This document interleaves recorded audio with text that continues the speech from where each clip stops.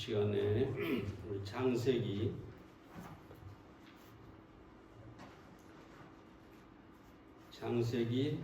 49장 8절부터 12절에 있는 말씀을 보겠습니다. 창세기 49장 8절부터 12절입니다. 유다야, 너는 내 형제의 찬송이 될지라. 내 손이 내 원수의 목을 잡을 것이요 내 아비의 아들들이 내 앞에 절하리로다. 유다는 사자 새끼로다. 내 아들아, 너는 움킨 것을 찢고 올라갔도다. 그의 엎드리고 웅크림이 수사자 같고 암사자 같으니 누가 그를 범할 수 있으랴. 홀이 유다를 떠나지 아니하며 치리자의 지팡이가 그 발 사이에 떠나지 아니하시기를 실로가 오시기까지 미치리니 그에게 모든 백성이 복종하리로다. 그의 나귀를 포도나무에 매며 그 암나귀 새끼를 아름다운 포도나무에 맬 것이며 또 그 옷을 포도주에 빨며 그 복장을 포도즙에 빨리로다. 그 눈은 포도주로 인하여 붉겠고 그 이는 우유로 인하여 희리로다.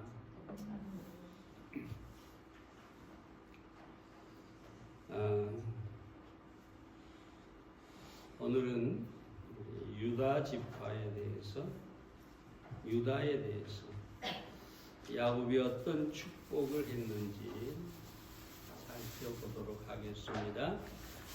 야곱은 누구보다 유다에 관해서 더 많은 축복을 말하고 있습니다. 왜 그랬을까요? 유다가 요셉을 죽이려고 할 때 형제들이 유다를 죽이는 것보다 노예로 파는 게 안 낫겠느냐 해서 유다의 생명을 유지하게 한 사람이고요. 기근이 있을 때 자신의 자식들을 그 야곱에게 담보로 제공을 합니다. 만약에 베냐민에게 문제가 있으면 나와 내 자식들을 아버지께 맡기겠다. 다시 말해서 죽여도 좋다는 거죠. 담보로 맡기게 되고, 요셉에게 누구보다도 앞서서 요셉이 베냐민을 붙잡아 두려고 했을 때 그 은장을 훔친 죄로 이제 요셉이 그렇게 꾸몄죠. 붙잡아 두려고 했을 때 누구보다 앞서서 이 유다가 베냐민을 요셉 앞에서 변호하고 차라리 자기 자신이 베냐민 대신 남겠다 하면서 아주 앞장서서 그렇게 말한 것을 보게 되는데, 그래서 야곱이 그 유다가 행한 일들을 보고 더 많은 축복을 했다, 이렇게 볼 수가 있겠습니다. 자, 그럼 야곱이 유다를 어떻게 축복했습니까? 첫째, 유다는 형제의 찬송이 될지니라 그럽니다. 다시 말하면 그 형제들이 유다를 높이고 유다를 찬송하고 유다를 기뻐하라는 거죠. 하게 된다는 것이죠. 근데 그 말씀을 보기 전에 우리가 여기서 찬송, 유다라고 하는 이름 뜻이 찬송이라는 말입니다. 찬송. 그래서 이 찬송에 대해 생각해 보겠는데요. 레아가 루벤과 시몬과 레이를 낳은 후에 다시 네 번째 아들 유다를 낳고서 뭐라고 하느냐? 창세기 29장 35절에 보면 내가 이제는 여호와를 찬송하리로다. 셋째 아들까지 이미 주셨는데 이제 넷째 아들을 주시니 내가 어찌 하나님을 찬송하지 않겠느냐. 구약에서 아들, 이 자식은 최고의 축복이었죠. 내 아들을 낳게 했으니 내가 어찌 여호와를 찬송하지 않겠느냐. 그렇게 고백하고 있는 것을 우리가 보게 됩니다. 우리는 어떤 상황에서도 하나님을 찬송해야 합니다. 몇 가지 이유를 살펴보겠는데, 먼저 찬송은 하나님께 합당한 것이기 때문입니다. 계시록 4장 6절에 보면 하나님께서는 찬양과 영광과 존귀를 받으시기에 합당하오니라고 합니다. 여기서 합당하다라는 말은 영어로 word입니다. word. 이 말은 뭐냐? 가치가 있다는 뜻이에요. 하나님께서 예배를 받으시기에, 찬양을 받으시기에 가치가 있다. 충분한 자격이 있으시다. 그렇죠? 하나님께서 이 우주 만물을 창조하신 하나님인데, 우리의 생명과 모든 것이 그 하나님께 있는데, 그 자격을 갖추신 하나님을 우리가 어찌 찬양하지 않을 수가 있겠습니까? 다음으로 찬송은 받은 은혜에 대한 감사입니다.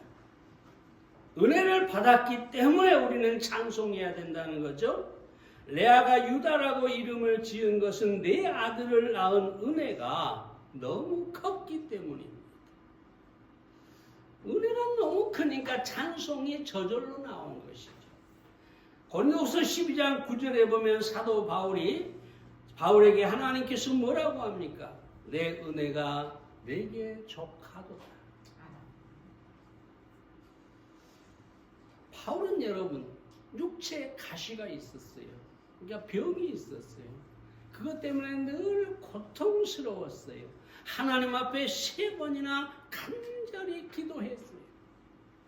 그런데 하나님께서 그의 병을 고쳐주지 않았습니다.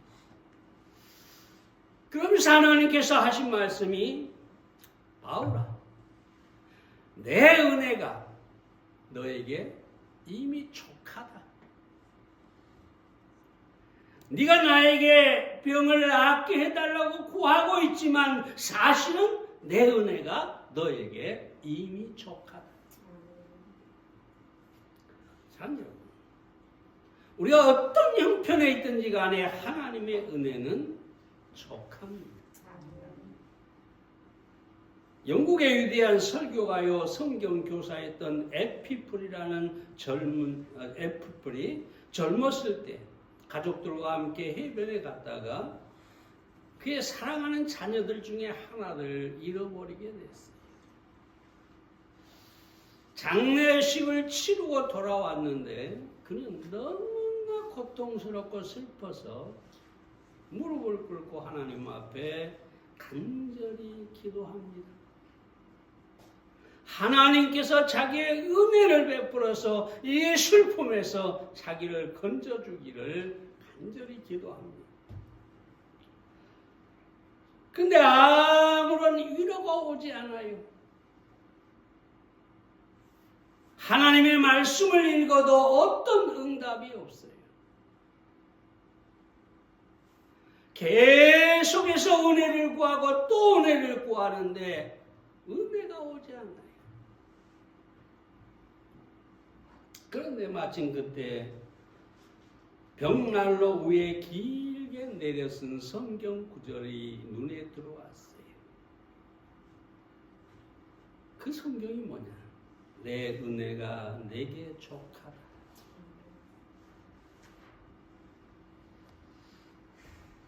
그런 이 말씀을 깨닫는 순간에 다시 무릎 꿇고 이렇게 기도합니다. 주여 나를 용서하소서. 나는 당신의 은혜가 내게 촉하게 해달라고 기도했는데 당신은 언제나 내게 이렇게 말씀하고 계셨습니다. 내 은혜가 내게 촉하다. 나는 촉한 은혜를 인하여 하나님께 감사를 드리며 그 말씀을 이제 제 것으로 삼습니다. 이미 하나님은 내 은혜가 내게 족하다라고 족한 은혜를 주셨는데, 비록 자식을 잃었어도 하나님의 은혜는 족했는데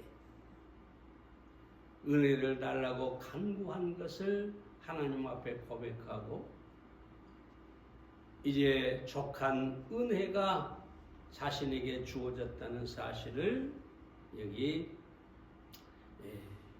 고백하고 승리하게 됩니다. 우리가 잘 아는 헬렌 켈러는 또 이렇게 얘기하죠. 나는 하나님을 찬양합니다. 나는 하나님께 감사합니다. 왜냐하면 나의 신체적인 결함을 통해서 나는 내가 할 일을 알았고 나의 하나님을 발견할 수 있었기 때문입니다. 그래서 나는 오늘도 찬양합니다. 우리 잘 아는 것처럼 헬렌 켈러는 눈 멀고 벙어리 없고 귀가 먼 사람이었죠. 삼중고라고 합니다. 그 삼중고의 고통 속에서 하는 말이 나는 하나님을 찬양합니다. 왜냐하면 그의 마음에 하나님의 은혜가 항상 촉했기 때문입니다. 그리고 사랑하는 여러분, 우리는 어떤 상황에 처하든지 하나님의 은혜가 내게 이미 촉하다는 사실을 알고 우리가 찬양하고 감사해야 하겠습니다. 뿐만 아니라 이 찬양은 상황을 바꾸는 능력입니다. 찬양은 하나님을 움직이게 합니다. 그리고 그 하나님으로 우리에게 놀라운 일들을 일어나게 합니다. 역대하 10장에 보면 이 여호사밧이 적군에게 포위가 되었어요. 이스라엘 왕 여호사밧이 적군에게 포위가 되었어요.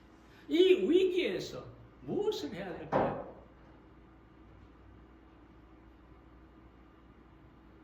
아주 바보 같은 짓을 하나 하죠. 그게 뭘까요? 찬양대를 조직합니다. 전쟁이 일어나서 적에게 포위가 됐는데 가장 먼저 한 일이 뭐냐? 찬양대를 조직합니다. 그리고 그들로 하여금 찬송하게 합니다. 어떤 일이 벌어졌을까요? 하나님께서 친히 암몬 자손들을 치시고 이스라엘로 승리하게 하십니다. 찬양은 하나님을 움직이고 하나님은 우리의 상황을 바꾸어 주시는 것입니다. 여러분 잘 아는 바울은 매를 맞고 빌립보 감옥에 갇혔죠. 근데 그 고통 속에서 하나님 앞에 한밤중에 찬송을 합니다. 놀라운 사실은 지진이 나서 감옥 문이 열리고 바울이 감옥에서 나올 수가 있었는데 그 광경을 본 간수가 어떻게 해야 구원을 얻겠습니까? 라고 말하죠. 그때 바울이 복음을 전해서 그들이 구원을 얻게 됩니다. 잘 보세요. 아무것도 한 것이 없어요. 그저 찬송했을 뿐인데 상황이 바뀌는 거죠. 기적이 일어나는 거죠. 하나님이 역사하기 시작한 것이죠. 사랑하는 여러분, 상황이 어려울 때 원망하고 불평하면 절망에 빠지게 되고 그런 부정적인 반응은 우리의 삶에 하나님께서 그 어떤 역사도 할 수가 없습니다. 하나님을 믿지 않고 불신하고 원망하고 있는데 거기에 하나님께서 무엇을 하실 수가 있겠습니까? 아무것도 할 수 없어요. 그러나 우리가 만약에 찬송한다면 하나님께서 움직이시고 하나님께서 우리의 상황을 바꾸시고 우리의 승리를 가져다 주실 것입니다. 다시 돌아갑니다. 야곱은 유다가 형제들의 찬송이 될 것이라고 하는데요. 모든 다른 형제들이 이 유다를 칭송할 것이라는 거죠. 그리고 유다는 이스라엘 백성을 이끄는 우두머리 지파가 됩니다. 하나님께서 찬송이라는 이름을 가진 이 유다를 높이시는 것은 당연한 것입니다. 그러므로 우리는 찬송해야 합니다. 찬송으로 하나님을 영화롭게 해야 됩니다. 예수님께서도 요한복음 17장에서 뭐라고 하냐면 아버지를 영화롭게 하였사오니 나를 영화롭게 하소서. 누가 하나님을 영화롭게 합니까? 하나님을 찬송하는 자입니다. 하나님을 내가 찬송해서 하나님이 영화롭게 되었사오니 그 나를 영화롭게 하옵소서.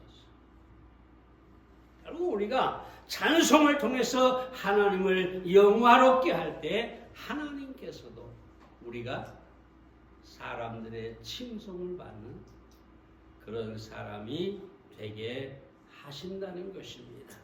그러므로 우리는 어떤 상황에서도 찬송해야 하겠습니다. 병에 걸려도 찬송하고 가난해도 찬송하고 다른 사람들이 나를 배신해도 찬송하고 어떤 상황에서도 우리의 입술에서 찬송이 나와야 하겠습니다. 하나님께서 우리의 상황을 바꾸고 축복해 주실 것입니다. 두 번째로 유다는 사자 새끼라고 합니다. 9절 말씀을 봅니다. 사자 새끼로다. 여러분 사자가 뭡니까? 사자는 상대를 제압하는 강한 힘을 가진 존재죠. 맹수의 왕이라고 할 수가 있어요. 8절에서도 그래서 이렇게 말합니다. 내 손이 내 원수의 목을 잡을 것이요. 사자같이 강한 사자가 강한 힘으로 상대의 목을 물어뜯는 것처럼 유다는 그런 사람이 될 것이다 라고 얘기하고 있는 것이죠. 여러분 잘 보세요. 이 말씀은 그대로 이루어집니다. 유다의 후손 중에 누가 나타납니까? 다윗 왕이 일어납니다. 다윗은 사자 같은 왕이었어요. 강력한 나라를 세웠을 뿐만 아니라 주변에 다른 나라들, 다른 부족들을 사자처럼 움켜쥐고 저들을 멸하고 바로 그런 사람이 여기 다윗이었어요. 사무엘하 8장에 보면 다윗의 이런 정복 사건이 나와 있죠. 뿐만 아니라 이 유다의 후손 중에 누가 나옵니까? 다윗이 나왔을 뿐만 아니라 예수 그리스도께서 유다의 후손으로 탄생하게 됩니다. 그런데 우리가 이 예수 그리스도가 누구라고 합니까? 만왕의 왕이라고 합니다. 다윗 왕과는 비교될 수 없는 모든 왕 중의 왕, 온 세상을 통치할 왕, 세상을 다 이길 수 있는 그런 왕이라고 말씀합니다. 계시록 5장 5절에 보면 유다 지파의 사자 다윗의 뿌리가 이겼으니, 여기서 다윗의 뿌리는 예수 그리스도를 말합니다. 이 책과 그 7인을 떼시리로다 라고 얘기합니다. 여러분, 얼마나 성경이 정확합니까? 유다를 향해서 너는 사자 새끼라 그렇게 말했는데, 그 유다의 후손 중에 다윗이 나와서 모든 대적들을 물리치고 예수 그리스도께서 만왕의 왕으로 세상을 통치하게 될 것이라는 말입니다. 자, 여러분, 우리는 예수님께 속한 사람들이죠. 다시 말하면 우리는 사자 같은 왕이신 예수님에게 속한 사람이고, 그래서 우리는 예수 그리스도 안에서 정복자의 신앙을 가져야 합니다. 잘 아는 로마서 8장 37절에서 그러나 이 모든 일에 우리를 사랑하시는 이로, 이 사랑하시는 이는 예수님이죠. 이로 말미암아 넉넉히 이기느니라. 여기 넉넉히 이긴다라는 말은 정복자가 된다 그 말이에요. 예수님으로 말미암아 우리 또한 정복자가 될 것이다. 자주 드린 말씀입니다마는 다윗이 골리앗을 이긴 비결이 무엇입니까? 모든 사울왕과 모든 이스라엘 백성들은 골리앗을 바라보고 너무나 두려워서 다 굴 속으로 숨어버렸어요. 아무도 나서지 않아요. 다윗이 신부를 맞다가 이 어린 다윗이 뭐라고 얘기합니까? 저가 누구간데 하나님의 사시는 군대를 모욕하느냐. 그리고 물맷돌을 가지고 골리앗을 향해 나아가면서 뭐라고 합니까? 사무엘상 17장 45절에 보면 다윗이 블레셋 사람에게 이르되 너는 칼과 창과 단창으로 내게 오거니와 나는 만군의 여호와의 이름 곧 내가 모욕하는 이스라엘 군대 하나님의 이름으로 내게 가노라 라고 합니다. 여기 딱 한 가지 얘기입니다. 항상 말씀드리지만 사울과 모든 이스라엘 군대는 골리앗과 자신들을 비교했기 때문에 절망합니다. 이제 우리는 다 죽었고, 근데 다윗은 어떻습니까? 아직 어린 소년인데 뭐라고 생각하는 것입니까? 골리앗 앞에서 나를 보는 것이 아니라 골리앗 앞에서 하나님을 보는 거죠. 하나님과 골리앗을 비교하니까 이 골리앗은 비록 거대한 사람이지만 용사이지만 벌레와 같은 것이죠. 신앙은 어떤 상황에서도 하나님을 바라보는 것입니다. 제가 이 얘기는 몇 번 했을 겁니다만은 루터가 종교개혁을 할 때 이 교황과 그의 세력들이 루터를 잡아 죽이려고 혈안이 되어 있었어요. 어느 날도 한 사람이 찾아와서 뭐라고 하느냐? 교황의 군사들이 당신을 쫓고 있다라고 알려주었어요. 그때 루터가 유명한 말을 하죠. 만일 그 일이 마틴 루터와 교황 사이의 문제라면 이 루터는 이미 볼장을 다 본 것이다. 그 거대한 권력을 가지고 있는 교황과 내가 싸우면 나는 이미 끝났다. 근데 그 다음에 뭐라고 하느냐? 그러나 교황과 하나님 간의 문제라면 교황이 볼장 다 본셈이 될 것이다. 교황과 나의 문제라면 내가 죽겠지만 교황과 하나님 간의 문제라면 교황이 패배할 것이다.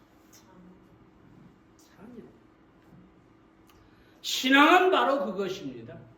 어떤 상황에 처하든지 하나님을 바라보는 것입니다. 그리고 그 하나님을 통해서 우리의 문제를 바라보는 것입니다. 얼마 전에 그 병원에 그 얘기를 하더라고요. 의사가 뭐 몇 프로가 낫고 몇 프로가 어쩌고 막 이렇게 얘기를 했다고요. 근데 아무리 그리스도인이라도 항상 그 프로스에 매여요. 의사의 말에 매여요.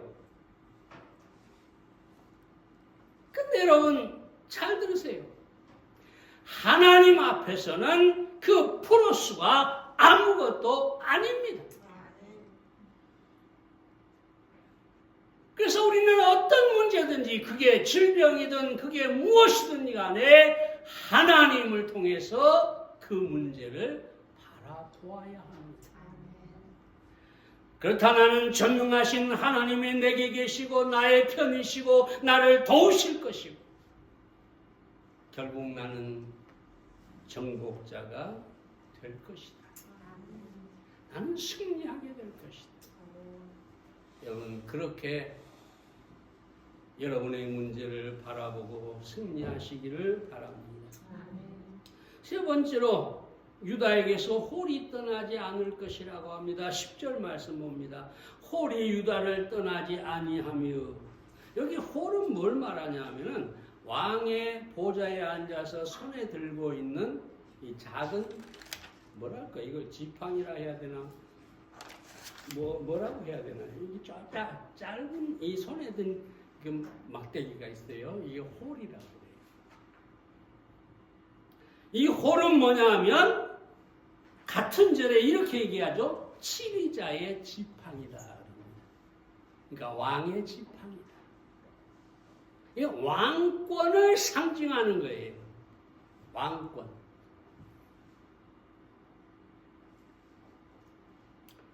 근데 거기서 더 나가서 뭐라고 하느냐? 이 왕권은 실로가 오시기까지 유다를 떠나지 않을 것이라고 합니다. 그러니까 이스라엘의 왕권이 계속해서 유다의 후손을 통해서 이루어지고 실로 예수 그리스도가 오시기까지 그 왕권은 계속될 것이다. 여러분 성경에 이런 예언은요 사실이 됩니다. 사실이. 여러분 이스라엘은요 북이스라엘은 아수르에 의해서 멸망을 당합니다. 그런데 유다 지파는 비록 바벨론의 포로가 되어 잡혀갔지만 70년 만에 되돌아오게 됩니다. 이건 뭘 얘기합니까? 하나님의 이 예언 실로가 오시기까지 실로가 오시기까지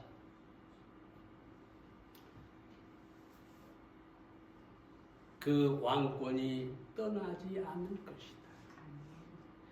그 말씀, 그 예언을 지키기 위해서 하나님께서 유다 지파를 보존하신 것입니다.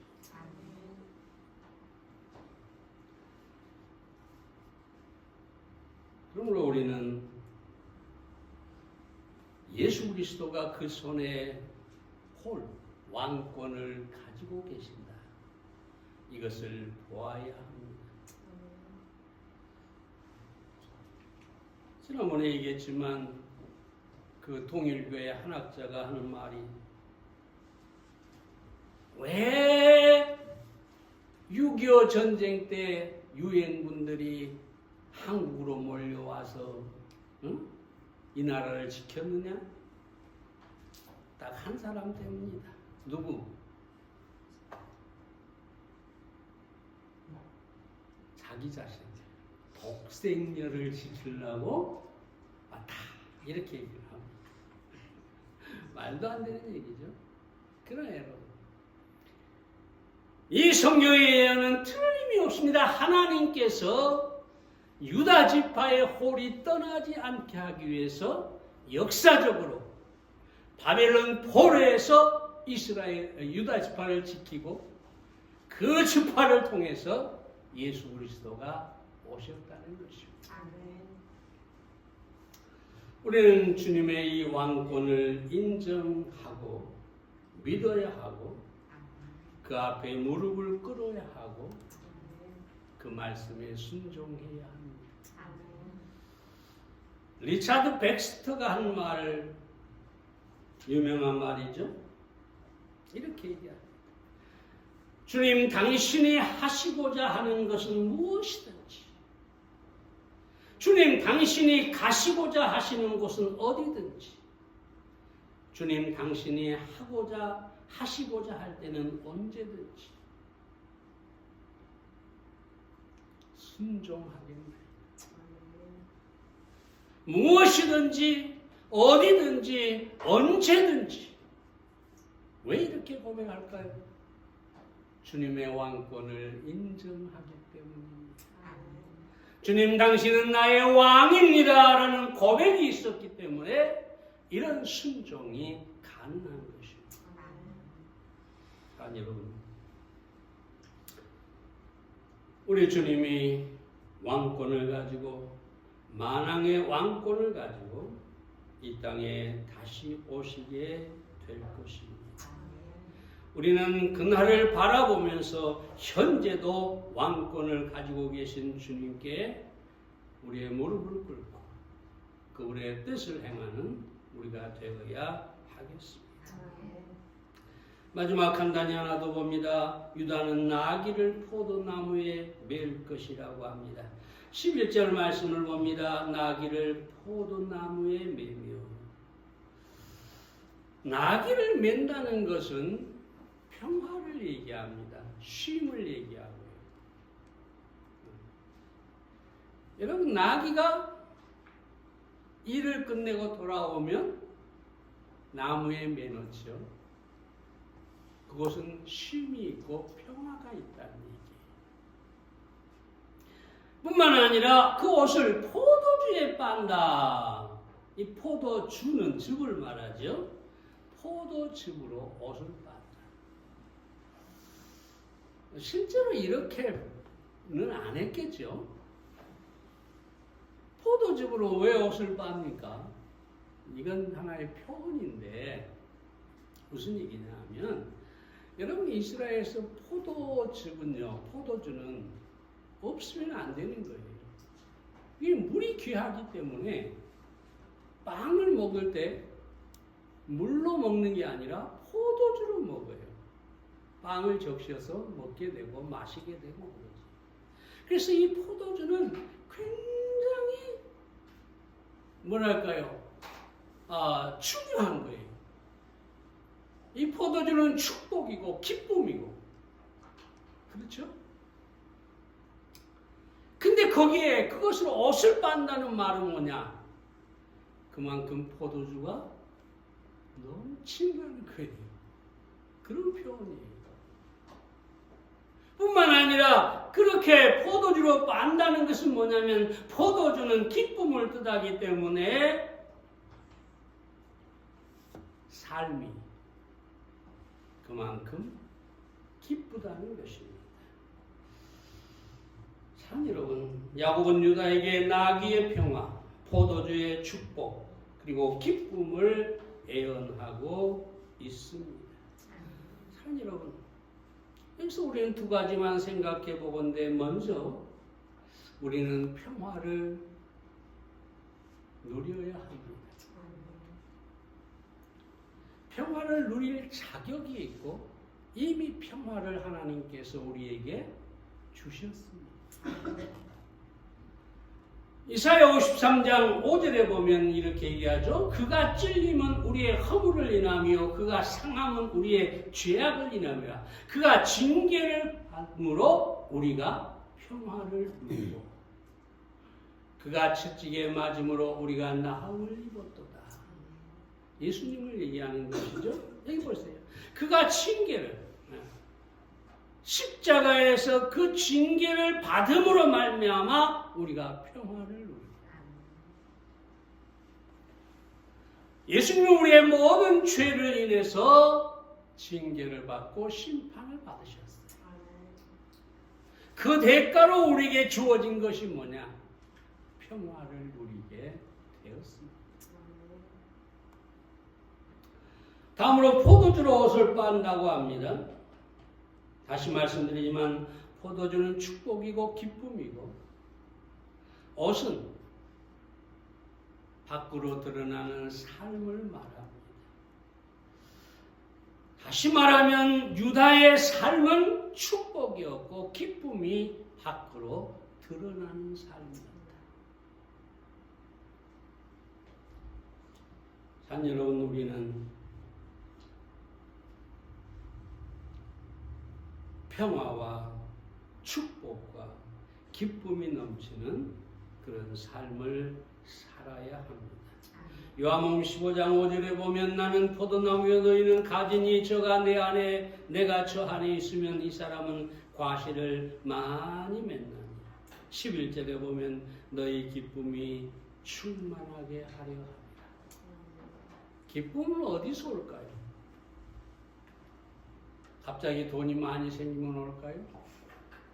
뭐 진급을 하면 올까요? 물론 거기에서도 기쁨이 있겠죠. 그러나 성도의 기쁨은, 진정한 기쁨은 주님으로 말미암아 오는 것입니다. 내가 저 안에 저가 내 안에, 다시 말해서 우리가 주님과 하나 되고 교제를 나누게 될 때 거기에서 우리에게 진정한 기쁨이 온다는 것입니다. 마지막 이 말만 하고 마칩니다. C.S. 루이스의 말이죠. 내가 너무 좋아해서 자주 드리는 말씀입니다. 그렇게 얘기합니다. 예수 믿는 사람에게 있어서 기쁨은 대문자로 표현할 수 있는 삶이다. 또한 진정으로 신뢰할 만한 기독교, 하나님을 영화롭게 하고 세상을 흔들어 놓는 기독교는 그 중심에 기쁨을 갖고 있다. 우리는 이 대문자라는 말이 익숙하지 않죠. 근데 영어에 보면 이 문장을 쓸 때 대문자가 있잖아요. 대문자. 네. 여러분, 예수님에 관한 얘기를 할 때는 항상 이 로드, 주라는 말도 일반 주라는 말은 소문자로 되어 있지만 예수님은 대문자로 시작합니다. 그래서 이 문장을 영문장을 딱 보면 툭 튀어나와 있는 게 뭐요? 대문자. 기쁨은 우리의 삶의 대문자가 되어야 된다. 우리의 삶에 툭 튀어나와 아주 두드러진 그런 기쁨의 특징이 되는 삶을 살아야 된다. 그 얘기를 하고 있는 것입니다. 자, 여러분, 우리는 늘 세상에 잡다한 일, 기쁨을 잃어버릴 때가 많이 있습니다. 그러나 언제 어떤 상황에서도 기쁨이 대문자가 되는 포도주로 옷을 빠는 기쁨 충만한 여러분들의 삶이 되기를 바랍니다. 기도하겠습니다.